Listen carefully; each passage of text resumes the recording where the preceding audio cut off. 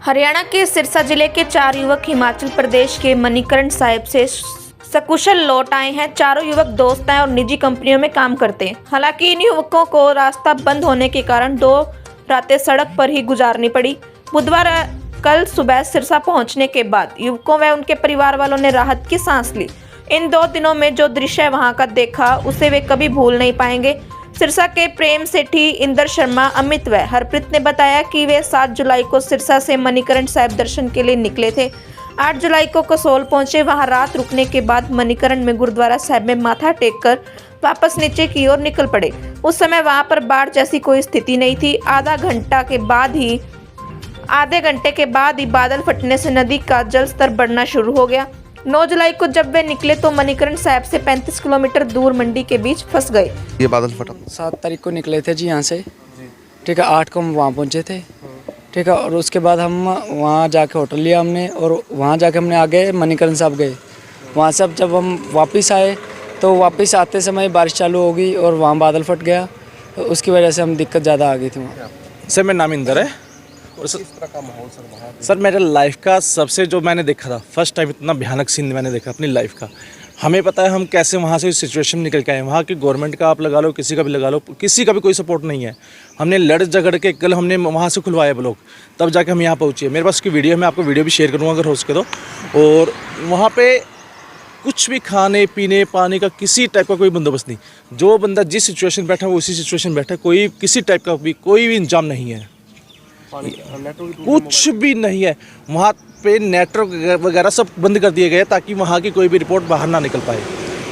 ये तो हम जहाँ पे थे वहाँ पे लगभग 150 से 200 गाड़ियाँ थी, और हमें सुनने में आया उससे पीछे 10 किलोमीटर पीछे यानी कुल्लू के पास कम से कम हज़ारों गाड़ियाँ थी जो ऐसे फंसी हुई है। और सर हमारे सामने में मैंने खुद फर्स्ट टाइम देखा अपनी लाइफ में, ब्यास नदी के अंदर कम से कम 4 से 5 गाड़ियाँ हमारे सामने गई है। ऐसे बड़े से बड़े ट्रक बहते गए हैं, लेकिन कोई वहाँ पे कोई सोल्यूशन नहीं। और वहाँ हम सर फ्राइडे को यहाँ से निकले शाम को 4 बजे, और सैटरडे हम सुबह 7 बजे पहुँचे। हमने होटल लिया है और 11-12 बजे अप्रोक्सीमेट हमने मणिकरण साहब में गुरुद्वारे मत्था टेका है।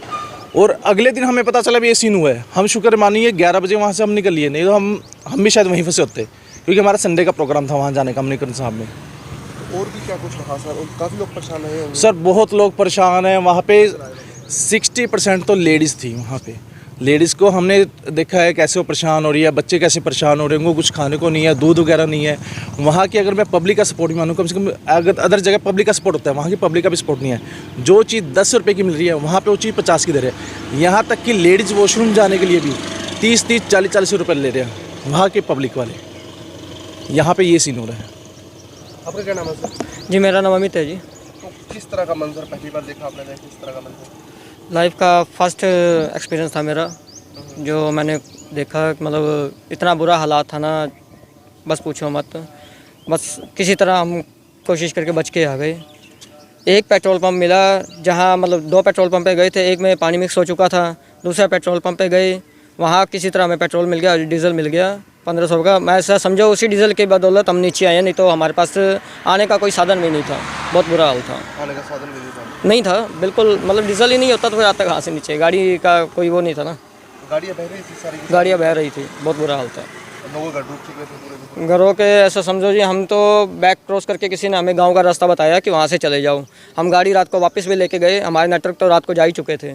हम गाड़ी वापस घुमाने के लेके गए तो हमने देखा कि सड़कें ना दरारें पड़ी हैं, टूटी पड़ी है। अगर हम उस रोड से जाते तो शायद हम बह भी जाते। और हमारे सामने ही है, मेरा फ्रेंड है प्रेम, उसको किसी लड़की ने कहा, अपनी एज वगैरह बताई 23 साल की, और कहता है कि हम दिल्ली से आए हैं। वो हमारे सामने रात को टेंशन में होके अपनी गाड़ी ले गया, आगे ले गया गाड़ी। उसके बाद क्या हुआ कि उसकी न्यूज़ आई कि उसकी गाड़ी बह गई।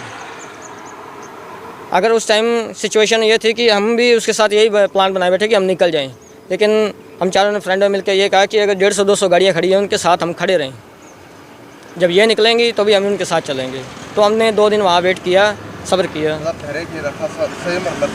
जी, बहुत बुरा ज़्यादा, बहुत ज़्यादा जी, बहुत दिक्कत। वो वहाँ पे बहुत दिक्कत हुई। मतलब पहली बार देखा है सिस्टम ऐसा ही। भगवान का शुक्र हम पहुँच गए यहाँ पे, जैसे ही पहुँच गए जी। आप चारों दोस्त हैं? हाँ जी, दोस्त यार, कंपनी में काम करते हैं, चारों अलग अलग कंपनी में। घूमने का प्लान अचानक बना? एकदम से वो बना, सुबह 11 बजे बनाए, शाम को 3-4 बजे निकल गए हम। और बादल फट गया? वहाँ से बादल फट गए पीछे से जी। बहुत मुश्किल से पहुँचे हम, बस भगवान का शुक्र हम पहुँच गए जी। मोबाइल नेटवर्क कितने दिन टूटा? नेटवर्क 2 दिन नेटवर्क, बिल्कुल नेटवर्क नहीं, यहाँ पे लाइट ही नहीं है, लाइट ही नहीं है। लाइट भी नहीं है, ना लाइट है ना कुछ नहीं है, पानी कुछ भी नहीं यहाँ पे। आगे फिर टूटी है, पीछे फिर टूटी है, आने जाने का रास्ता नहीं है। और तो एक नया टनल नया बना था, उसका मुहूर्त नहीं हुआ था, बस उसमें से हमने कटवाया जी। लाइफ में पहली बार देखा है कि बहुत गाड़ियाँ गाड़ी हमने खुद देखी बहती गाड़ी जी। ट्रक देखा है हमें, ऊपर से सिलेंडर गिर रहे हैं, मकान गिर रहे हैं ऊपर से गाड़ियों से।